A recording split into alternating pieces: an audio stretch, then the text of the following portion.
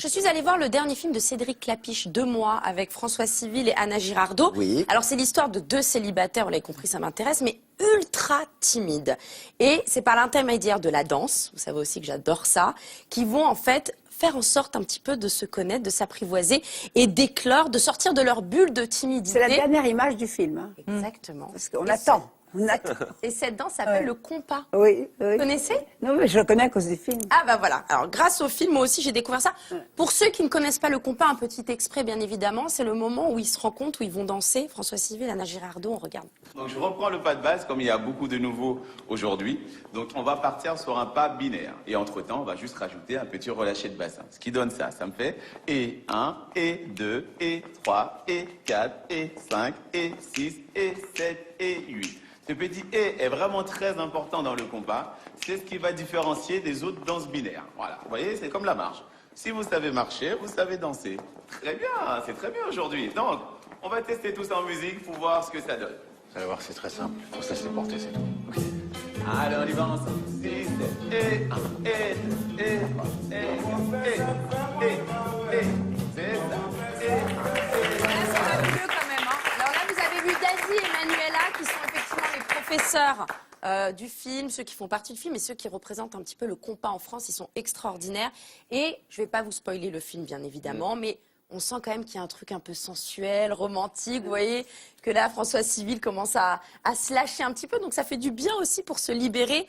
Et le corps aussi. Donc c'est fabuleux. Et donc du coup, d'où ça vient? C'est une très ancienne danse d'Haïti. Et ce qu'on aime effectivement, c'est cet accord des corps, on le sent tout de suite. Et Stan, qui n'est pas père de famille, vendredi soir m'a rendu service.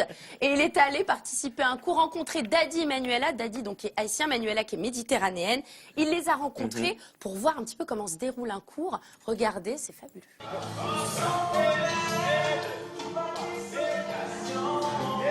Le compas, c'est une danse qui est originaire d'Haïti. C'est une danse qui réunit un peu tout le monde. On a envie de danser, on a envie de rencontrer du monde, on a envie de faire la fête. Le compas, c'est idéal. C'est une danse qui favorise le contact, qui est sympa à danser en couple. C'est sympathique, on s'éclate. On apprend aussi à bien bouger ensemble. Donc forcément, ça rapproche. On a déjà eu des couples qui se sont formés à l'école parce que voilà, souvent les gens ils viennent, dans les cours on rigole, ça discute, c'est l'occasion de faire de rencontres. Ça peut briser la glace, le compas. Exactement. Absolument, oui. Il n'y a pas d'âge pour être ami. C'est que de l'amitié? Non. Ouais, c'est de l'amitié, ouais. On va dire que l'avantage de la danse, c'est qu'il n'y a pas forcément besoin de trouver les mots. Ça va être voilà, une invitation et si jamais la danse se passe bien, qu'il y a une connexion qui s'établit, ça va vite établir voilà, un lien où après on va avoir envie de discuter, etc. Et est-ce qu'un bon danseur est un bon amant? A priori, oui. Quand on s'entend bien en couple, on s'entend bien en danse. Et vous vous entendez bien tous les deux? Je pense. Je pense, ça fait 40 ans qu'on est ensemble. C'est que les couples se mélangent en permanence.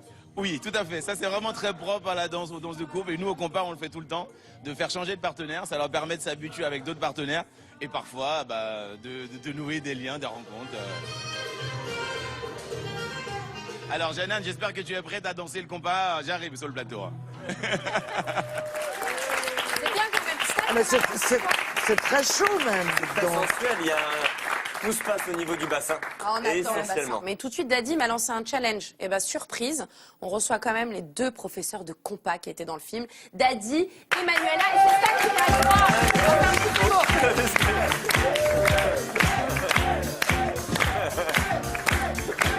Ah, je suis contente. Ah, nous aussi. Ça va, Dadi? Très bien, super. Ça va, Manuela? Super. Ce qui est bien avec les danseurs, c'est qu'il n'y a pas beaucoup besoin de parler. On a tout dit sur cette danse qui est extraordinaire. Qui est génial. Et on va quand même donner peut-être envie à ceux qui nous regardent de le faire à la maison. Donc ceux qui nous regardent, levez-vous, hein, on va s'amuser. Et c'est une danse qui se fait à 2. Tout à fait. On va lancer la musique et vous nous montrez un petit peu les pas de base. D'accord, ok. Allez, let's go. Ok. Viens, mon Stan.